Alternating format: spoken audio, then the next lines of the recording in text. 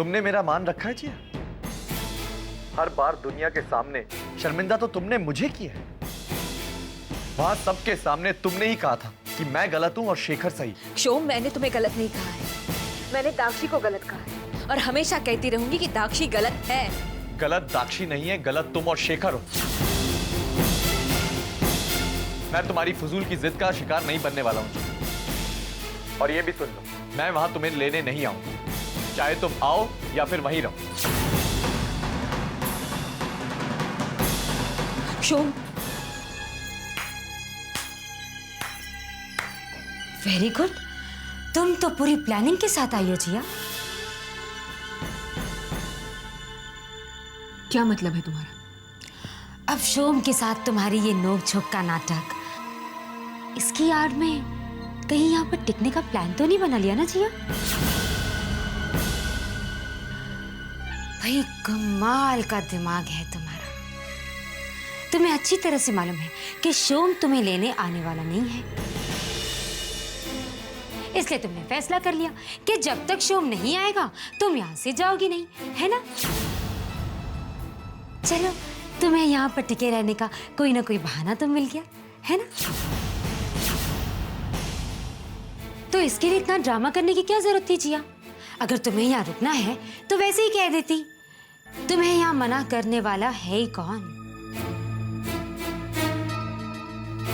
नेत्रा, तुम्हारे पास कोई काम नहीं है क्या? फिल्मों के ऑफर्स नहीं आते? क्यों? तुम मेरी बहुत जासूसी कर रही हो, इसलिए पूछा। हाँ, मुझे कोई फिल्म के लिए नहीं बुला रहा है और तुम्हें तुम्हारा पति अपने घर नहीं बुला रहा है।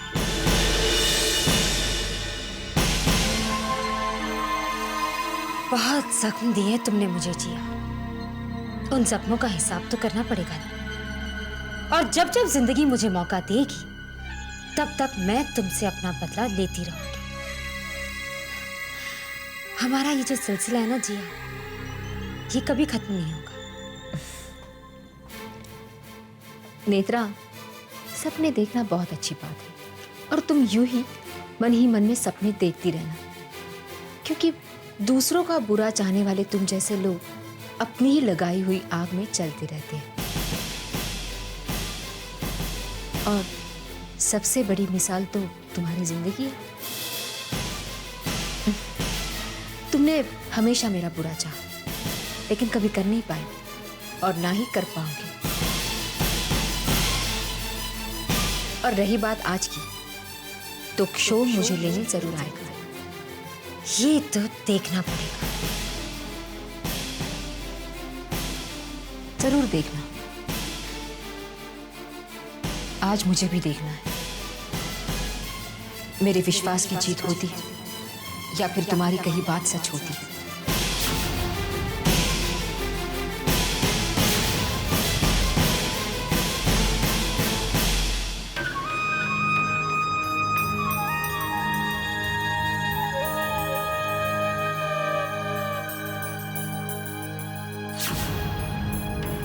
शोम, समझ गई। आज फिर तुम दोनों के बीच में झगड़ा हुआ है ना? आज मैं जिया से बात करके ही रहूंगी। चलो, मैं तुम्हारे साथ घर चल रही हूँ। वो अभी तक वहीं है। वहीं है? शेखर के यहाँ? लेकिन वो अब तक वहां क्या कर रही है? वो घर वापस क्यों नहीं आई? मुझे क्या मालूम, बच्चों की तरह जिद कर रही है कि मैं उसे लेने आऊं और कहती है जब तक मैं नहीं आऊंगा वो वापस नहीं आएगी।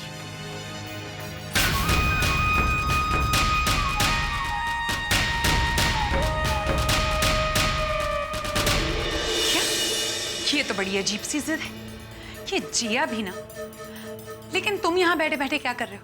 चलो जाओ और जाकर उसे लेकर आओ। अब जिया जिद करके गलती कर रही है तो तुम भी वही गलती क्यों कर रहे हो? शोम प्लीज, मुझे लगता है तुम्हें वहां जाना चाहिए। मैं नहीं जाऊंगा।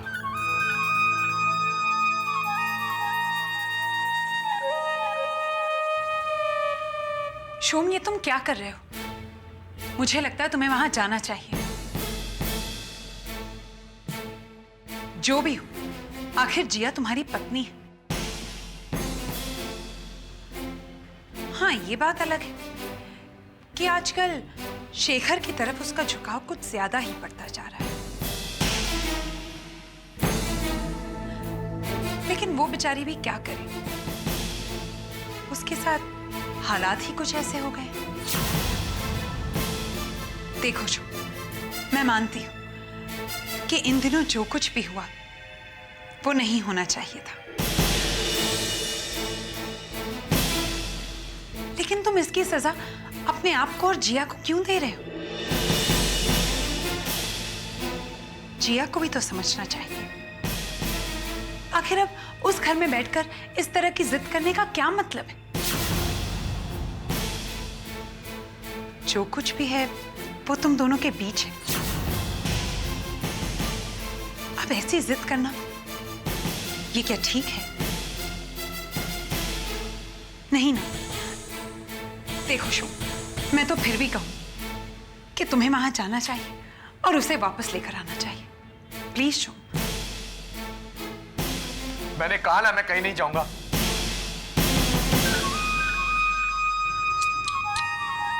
मैं भी तो यही कह रही हूं कि तुम्हें वहां नहीं जाना चाहिए, बिल्कुल नहीं।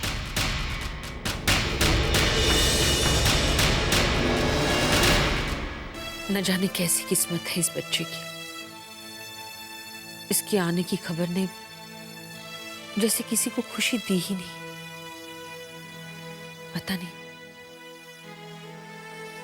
पता नहीं ये बच्चा खुशियां लाएगा या फिर। मुझे तो फिक्र हो रही है कि जिया ने कैसी जिद पकड़ी है। पता नहीं शोमू से लेने आएगा या नहीं आएगा। ये कैसी बातें कर रहे हो? शोम जिया को लेने जरूर आएगा।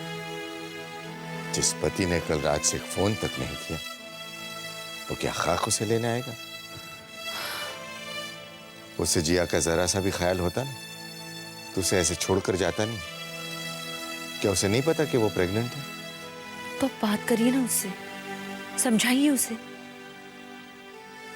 मैं क्या बात करूंगा उससे? तुम तो देख रही हो ना आजकल उसके तेवर। उसे तो बस यही लगता है कि हम सब उसकी और जिया के खिलाफ हैं। नहीं, मैं बात नहीं करूंगा उससे। जब उसे हम पर भरोसा ही नहीं रहा तो। लेकिन हमें तो जिया के बारे में सोचना चाहिए ना। कहीं ऐसा ना हो कि शोम उसे लेने आए ही नहीं और।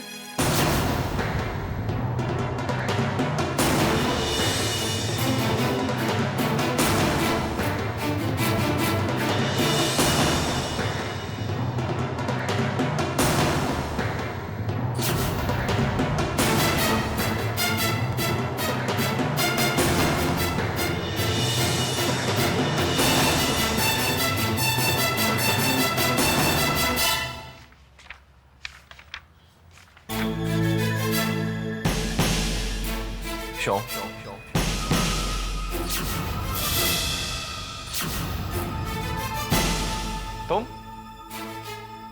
तुम यहाँ क्यों आए हो? मुझे तुमसे कुछ जरूरी बात करनी है। सुन रहा हूं मैं। तुम तो पहले से जानते थे ना ऐसा होने वाला है। क्या तुम्हें नहीं पता था कि जिया की प्रेगनेंसी शिकज के लिए है? शोम, फिर इस तरह से रिएक्ट करने का क्या मतलब है? किस तरह रिएक्ट कर रहा हूं? तुम जिया को लेने घर क्यों नहीं आए? ओ, तो जिया ने भेजा है तुम्हें? शोम, ये मेरे सवाल का जवाब नहीं है। तुम होते कौन हो मुझसे सवाल करने वाले? क्या हो गया है तुम्हें शोम? तुम अपने अंदर ही अंदर नफरत की दुनिया बनाते जा रहे हो। मेरे लिए नफरत, जिया के लिए नफरत, और आज तुम खुद से भी नफरत करते हो। अभी भी कहता हूं शोम, संभल जाओ। I request you. ताक्षी के चुंगल से बाहर निकलने के बाद तुम्हें पता चलेगा कि तुम अपने ही घर को आग लगाने जा रहे थे। तुम जा सकते हो। हाँ शोम, मैं जा रहा हूं, लेकिन जाने से पहले तुम्हें एक बात बताना चाहता हूं। तुम कभी यह मत समझना कि जिया हमारे ऊपर बोझ है और वो तुम्हारे बिना जी नहीं पाएगी। शोम, जिया तुम्हारे बिना जी सकती है।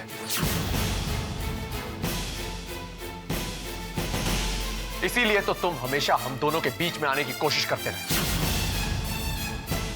सच्चाई तो यह है शेखर कि तुम कभी भी नहीं चाहते थे कि मेरी और जिया की शादी हो। तुमने हमेशा हम दोनों के बीच में दरार पैदा करने की कोशिश की। निकल जाओ यहां से। एक बात बताऊं शो, पहले मैं ये समझता था कि तुम जिया को मुझसे ज्यादा खुश रखोगे, लेकिन मैंने आज रियलाइज किया कि मैं कितना गलत था। तुम तो जिया के लायक भी नहीं हो।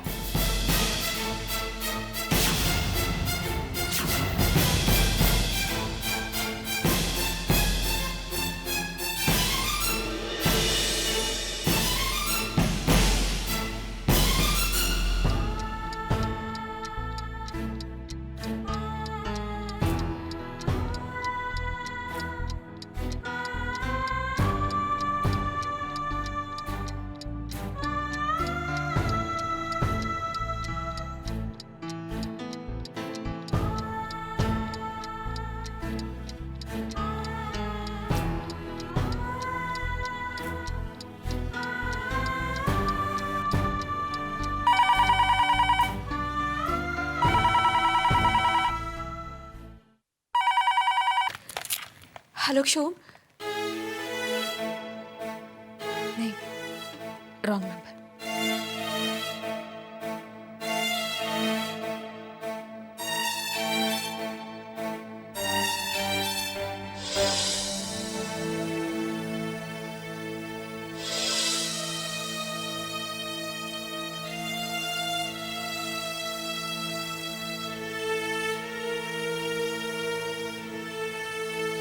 ये क्या जिद है जिया?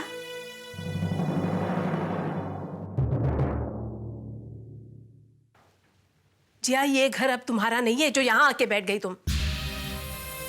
इस घर में तो सब के सब एक अजीब डर से जी रहे हैं कि न जाने क्या होगा, शोम आएगा कि नहीं आएगा।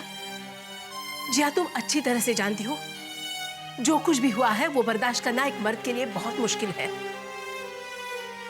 ऐसे सिचुएशन में तुम्हारा फर्ज बनता है कि तुम शोम को कॉन्फिडेंस में लो। और तुम हो कि अपना ईगो लेके यहां आके बैठ गई। माना कि शोम नाराज है, कोई बात नहीं, तुम्हें खुद अपने घर चले जाना चाहिए। जिया, इस वक्त तुम्हें सिर्फ अपने घर की फिक्र करनी चाहिए। शोम को फोन करो।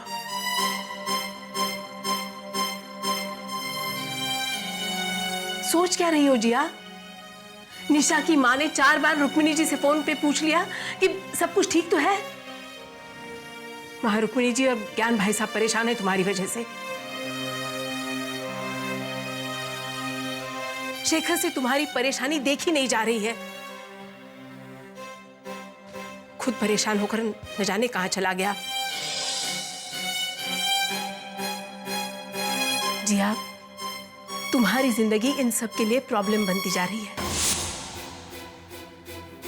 इसलिए बेहतर यही होगा कि तुम अपना अहम, अपना ईगो छोड़कर अपने घर चले जाओ। टूटना मनाना, लड़ना झगड़ना अपने घर जाके करो।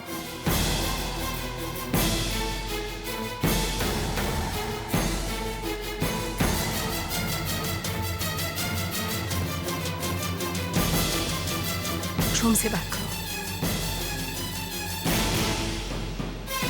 लो,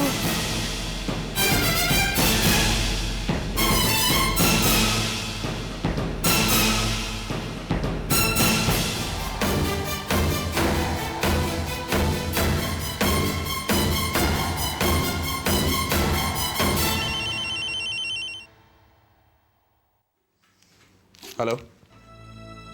शोम, आई एम सॉरी।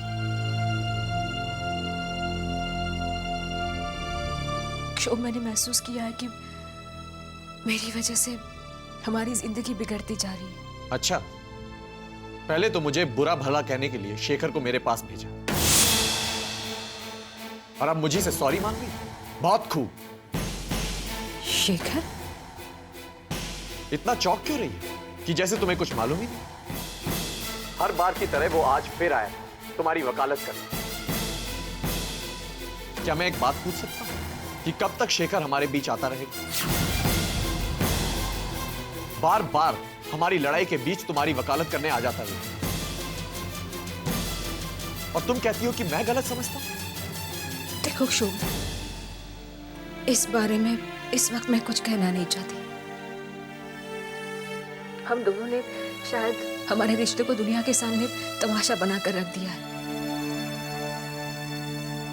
गलती मेरी ही थी। मुझे तुम्हें यहां आकर ले जाने के लिए नहीं कहना चाहिए था। जिद मेरी थी। मेरी जिद की वजह से सबको ऐसा लग रहा है कि हम दोनों का रिश्ता काफी कमजोर हो गया है।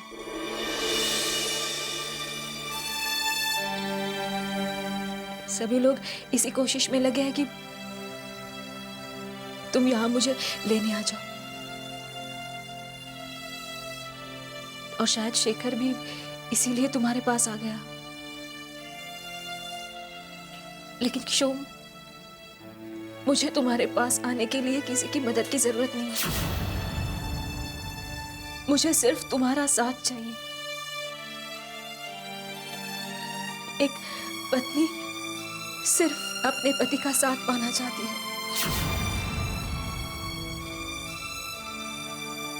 और अगर वही नहीं है तो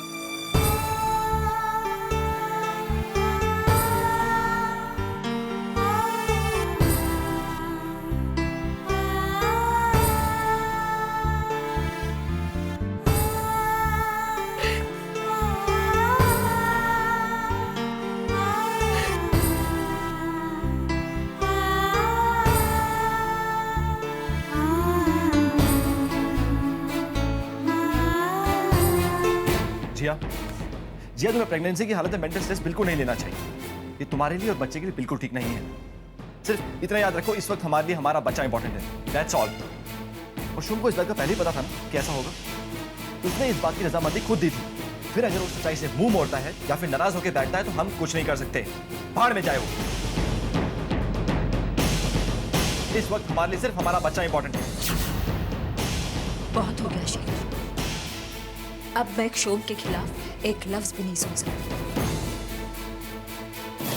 मैं यहां अपने पति की बुराई सुनने नहीं आई। वो जैसा भी है, उसके बारे में किसी को गलत कहने का हक नहीं है।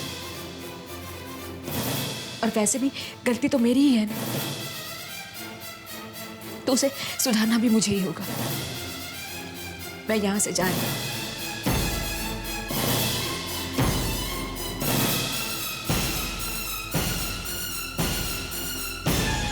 अरे जिया, कहाँ जा रही हो? अपने घर? शोम आ गया क्या? हाँ? नहीं जिया, शोम तो अब तक नहीं आया। तुम क्या अकेले जाओगी?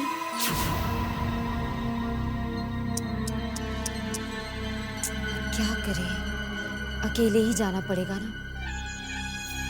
लेकिन तुमने वो जो बड़े बड़े दावे दिए थे, अब उसका क्या होगा? हाँ, शाम हुई नहीं और तुम्हारे विश्वास की धज्जियां उड़ गई। अरे जिया जी, अब आपकी ईगो का क्या होगा? नेत्रा, ईगो तुम जैसे लोगों में भरा होता है, जिन्हें ना कभी प्यार करना आता है और ना ही कभी रिश्ते निभाने। जिनके दिल प्यार और रिश्तों से खाली होते हैं ना, उनके दिल में ही ईगो भरा होता है। और शायद इसीलिए तुम्हें पता नहीं कि दो प्यार करने वालों के बीच में ईगो के लिए कोई जगह नहीं है। नेत्रा, अभी भी काफी जिंदगी पड़ी है तुम्हारे पास। प्यार का मतलब समझ जाओ, तुम्हारे लिए अच्छा होगा।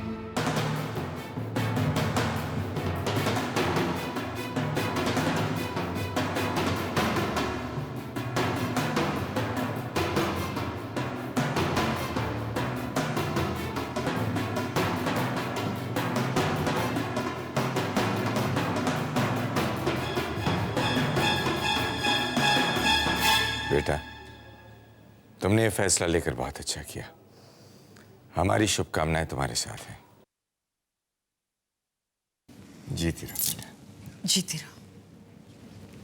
मैं चलती।